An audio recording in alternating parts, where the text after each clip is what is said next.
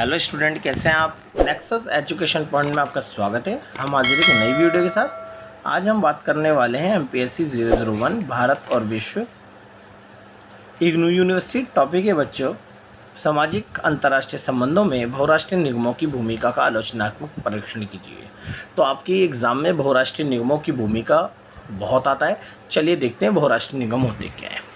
आधुनिक युग में अंतर्राष्ट्रीय व्यापार के विकास तथा व्यापक रूप में पूंजी निवेश के कारण विश्व स्तर पर बहुराष्ट्रीय कंपनियों की भूमिका और क्षेत्रीय सहयोग के साथ विभिन्न क्षेत्रों की समस्याएं उलझी हुई है। अगर मैं बात करता हूं, आज आधुनिक युग के अंदर अंतर्राष्ट्रीय व्यापार को बढ़ावा दिया जा रहा है और प्रत्येक देश एक दूसरे देश में पूंजी निवेश कर रहा है, जिसके कारण विश्व स्तर पर बहुराष्ट्रीय कंपनियों की भूमिका और क्षेत्रीय सहयोग के साथ विभिन्न क्षेत्रों की समस्याएं उलझी हुई हैं।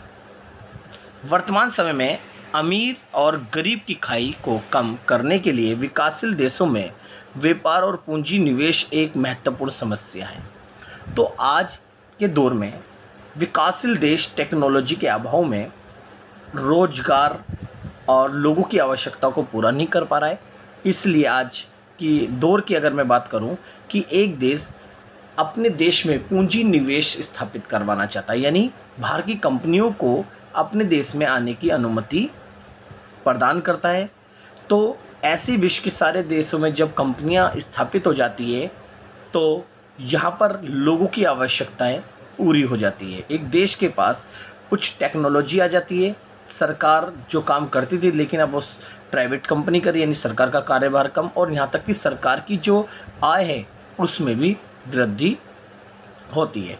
इस प्रकार के पूंजी निवेश से गरीब और अमीर दोनों देश विश्व स्तर पर लाभान्वित हो सकते हैं, यानी बहुत ही ज़्यादा लाभकारी हो सकते हैं और इनको बहुत ही प्रॉफिट हो सकता है। क्योंकि आधुनिक युग में भूमंडलीकरण और वैश्वीकरण ने परस्पर निर्भरता की भावना को जन्म दिया है। क्योंकि आज वैश्वीकरण का दौर चल रहा है और वैश्वीकरण में प्रत्येक देश एक दूसरे देशों में व्यापार को बढ़ावा दे रहे हैं, और व्यापार को बढ़ावा देने से तो विश्व के सारे देशों के जो आर्थिक हित है वो जुड़ गए हैं, और आर्थिक हितों को ध्यान में रखते हुए विश्व में शांति की स्थापना और एक दूसरे के लाभ के कार्यों को बढ़ावा दिया जा रहा है। इसी के परिणाम स्वरूप बहुराष्ट्रीय कंपनियों का विभिन्न देशों में आगमन हुआ है। जैसे कि बहुराष्ट्रीय निगम का विभिन्न देशों में आगमन कैसे हुआ, जैसे कि एक अमेरिकन कंपनी है, और अमेरिकन कंपनी ने भारत में, चीन में, जापान में और बहुत सारे देशों में अपने उद्योग स्थापित, यानी अपनी उद्योगों की शाखाएं स्थापित कर रखी हैं। और इन शाखाओं पर निगरानी रखने के लिए एक निगम तैयार किया जाता है, और वो निगम इन कंपनियों में जाकर इनकी कंपनियों की हालतों को देखता है, स्तरों को जांचता है, और कंपनी में जो चीज़ की आवश्यकता होती है उसके लिए वो प्रयास करता है उस कंपनी में वो आवश्यकताएं पूरी हो सके। तो बहुराष्ट्रीय निगम का अर्थ क्या है, देखते हैं। वर्तमान समय में बहुराष्ट्रीय निगमों का बहुत तेज़ी से विस्तार हुआ है। बहुराष्ट्रीय निगमों से हमारा तात्पर्य ये है कि जो कंपनियां या निगम मूल रूप से एक देश में स्थापित होकर अन्य देशों में अपनी शाखाएं खोलती हैं और वस्तुओं का निर्माण और व्यापार करती है, वे बहुराष्ट्रीय निगम कहलाती है। जैसे कोका कोला, पेप्सी, कॉलगेट आदि बहुराष्ट्रीय कंपनियां हैं। तो इन्होंने देख लीजिए कि एक कंपनी ने अपनी शाखाएं खोल रखी हैं और अपनी शाखाओं पर निगरानी रखने के लिए एक निगम तैयार करती है, और वो निगम समय समय पर प्रत्येक कंपनियों के स्तर की जांच करता है और समय समय पर वहाँ पर जाकर मूल्यांकन भी करता है। इस तरह से बहुराष्ट्रीय निगमों की भूमिका आज के दौर में बढ़ गई है। तो अब बात करते हैं भूमंडलीकरण और बहुराष्ट्रीय निगमों का बदलता हुआ स्वरूप। क्योंकि आज वर्तमान में बहुत सारी कंपनियों का जो स्वरूप है वो समय के साथ साथ परिवर्तित हुआ है। देखते हैं, बहुराष्ट्रीय निगमों का तेजी से विकास भूमंडलीकरण के कारण हुआ है, और कुछ विचारकों का मानना है कि इसके द्वारा व्यक्ति को सस्ती व कुशल वस्तुएं प्राप्त हुई है। ये तो बात फैक्ट है कि आज बड़ी बड़ी कंपनियां जो विश्व के सारे देशों में स्थापित हो रही हैं, वहाँ पर नई नई टेक्नोलॉजी, यानी एक ही वस्तु की बहुत सारी टेक्नोलॉजी भी स्थापित हो रही है और लोगों को सस्ती व कुशल वस्तुएं प्राप्त हो रही है। इसका मुख्य कारण है प्रतियोगिता। यानी अगर कोलगेट की कंपनी, अगर कोलगेट एक देश में अगर एक व्यक्ति को चाहिए तो कोलगेट बनाने के लिए 10 कंपनियां, 12 कंपनियां स्थापित होगी, और प्रत्येक कंपनियों का टेस्ट और प्रत्येक कंपनियों की टेक्नोलॉजी भी अलग अलग है, इसलिए व्यक्ति के सामने सस्ती कुशल और वस्तु के अनेक विकल्प भी मिल गए। और प्रत्येक कंपनी ये चाहेगी कि मेरा कोलगेट ज़्यादा बिके, इसलिए वो अच्छी क्वालिटी की और सस्ते दामों पर बेचने की कोशिश करेगी, इसलिए सस्ती व कुशल वस्तुएं प्राप्त हो जाती है।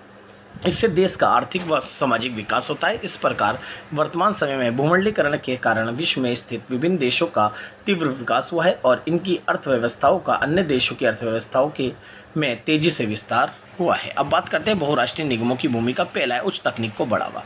आपको पता है आज बहुराष्ट्रीय भूमंडलीकरण के दौर में जो बहुराष्ट्रीय निगम हैं उनकी ये भूमिका होगी कि वो चाहते हैं कि हमारे देश के अंदर यानी हमारी कंपनियों के अंदर उच्च तकनीकों का विकास हो। आज जो तकनीक है उससे भी और अच्छी तकनीक आई। इसका मतलब ये हो गया कि बहुराष्ट्रीय निगमों की पहली भूमिका यह है वैश्वीकरण के दौर में कि उच्च तकनीक का विकास होता है, नई नई टेक्नोलॉजी को खोजा जाता है और नई नई टेक्नोलॉजी आज जैसे टेक्नोलॉजी है और वो कंपनी चाहेगी कि मेरे पास इससे भी और अच्छी टेक्नोलॉजी आ जाए, तो अपनी टेक्नोलॉजी का विकास होना बहुराष्ट्रीय निगमों की सबसे बड़ी भूमिका। दूसरा, वस्तुओं के अनेक विकल्प।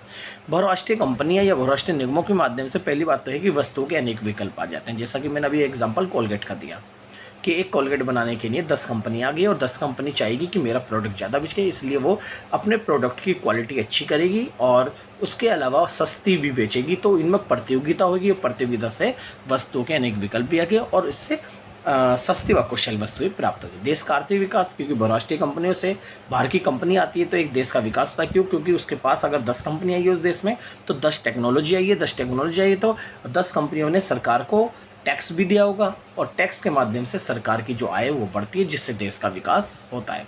और कंपनियां भी आती है तो बड़े बड़े रोड हाईवे भी बनवाती है और सस्ती व कुशल वस्तुएं मैंने आपको बताई दिया है। रोजगार में वृद्धि, जब बड़ी बड़ी कंपनियां आएगी, अगर एक प्रोडक्ट की 10 कंपनी आ गई और दूसरे प्रोडक्ट की 10 कंपनी आ गई तो यानी 10 कंपनियों में रोजगार भी तो बढ़ेगा। और दूसरे क्षेत्र अगर मैं बात करूं वस्तु में, उसकी कंपनी भी रोजगार, कहने का मतलब है कि बहुराष्ट्रीय कंपनियां स्थापित होने के बाद वो रोजगार भी लाती है। और इसका वित्तीय प्रवाह होती है, बाहर से कंपनियां आती है, अपने इन्वेस्ट करती है और यहाँ पर जो पूंजी होती है उसका विस्तार होता है और यहाँ पर इन्वेस्ट होता है, पूंजी निवेश होता है, जिसे कहते हैं वित्तीय प्रवाह मतलब होता है फैलना। यहाँ पर विदेशी पूंजी देश के अंदर फैलती है। फिर वस्तुओं के आयात व निर्यात को बढ़ावा। जी, बहुराष्ट्रीय कंपनियां आने के बाद बहुराष्ट्रीय निगमों के माध्यम से वस्तुओं के आयात व निर्यात को बढ़ावा देती है। वस्तु आती है, जाती है, कच्चा माल आता है, बने हुए वस्तु आती है, बनी हुई वस्तु जाती है और कच्चा माल आता है। इस तरह से जो वस्तुओं का जो है आदान प्रदान देशों में लगा रहता है और प्रतियोगिता को बढ़ावा, जैसा मैंने आपको बताया कि हर वस्तु के अंदर प्रतियोगिता है।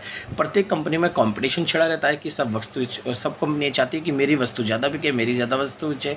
इस तरह से प्रतियोगिता को बढ़ावा मिलता है। ये हमारे बहुराष्ट्रीय कंपनियां, बहुराष्ट्रीय निगमों की भूमिका थी। अब बात करते हैं बहुराष्ट्रीय निगमों की आलोचना। पहला, अन्य देशों का शोषण होता है। जब कोई कंपनी किसी देश में स्थापित करती है तो वहाँ पर कंपनियों में गरीबों का शोषण करते हैं, मजदूरों का शोषण करते हैं। वो ज़्यादा से ज़्यादा लाभ प्राप्त करने के लिए वो कम मजदूरी पर रखते हैं और ज़्यादा से ज़्यादा समय में काम भी करवाते हैं। लघु कुटीर उद्योग नष्ट हो जाते हैं। बड़ी बड़ी कंपनी स्थापित होने से जो समाज के जो छोटे छोटे लघु कुटीर उद्योग हैं वो उनके सामने टिक नहीं पाते, उनकी प्रतियोगिता के सामने टिक नहीं पाते। इसलिए लघु कुटीर उद्योग के बाद जो वस्तु की जो क्वालिटी होती है वो बहुत ही निम्न होती है, इसलिए जो बड़ी बड़ी कंपनियां हैं वो आगे निकल जाती है, जिस कारण लघु कुटीर उद्योग नष्ट हो जाते हैं। तो तीसरा, प्रतियोगिता में छोटे उद्योग पिछड़ जाते हैं। जैसा मैंने आपको बताया, हाथ के कारीगर ठप हो जाते हैं क्योंकि बड़ी बड़ी टेक्नोलॉजी आने से, बड़ी बड़ी कंपनियां स्थापित होने से हाथ के काम करने वाले व्यक्ति ठप हो जाते हैं, उनमें बेरोजगारी को बड़ा मिलता है। क्यों? क्योंकि इसका कारण सबसे बड़ा ये है कि बड़ी बड़ी मशीन आने से 10 लोगों का काम एक मशीन कर देती है। एक वस्तु बनाने में 10 हाथ की ज़रूरत होती है, लेकिन यहाँ पर एक वस्तु बनाने में एक ही मशीन पूरा लाभकारी और पूरी वस्तुओं को तैयार कर देती है। फिर है गरीबी बेरोजगारी को बढ़ावा, कि समाज में गरीबी बेरोजगारी को बढ़ावा मिलता है, जिससे कि हाथ की कारीगर बेकार हो जाना, नौकरी छूट जाना। यहाँ पर अशिक्षित लोग ज़्यादा हैं तो इसलिए कंपनियों में शिक्षित लोगों की आवश्यकता है, प्रशिक्षण की आवश्यकता होती है, इसलिए कि यहाँ पर गरीबी बेरोजगारी को बढ़ावा मिलता है। तो बच्चों, ये बहुराष्ट्रीय निगमों और कंपनियों की जो भूमिका है। अगर आपको हमारी वीडियो अच्छी लगी तो हमारे चैनल को सब्सक्राइब करें, लाइक, कमेंट, शेयर करना ना भूलें।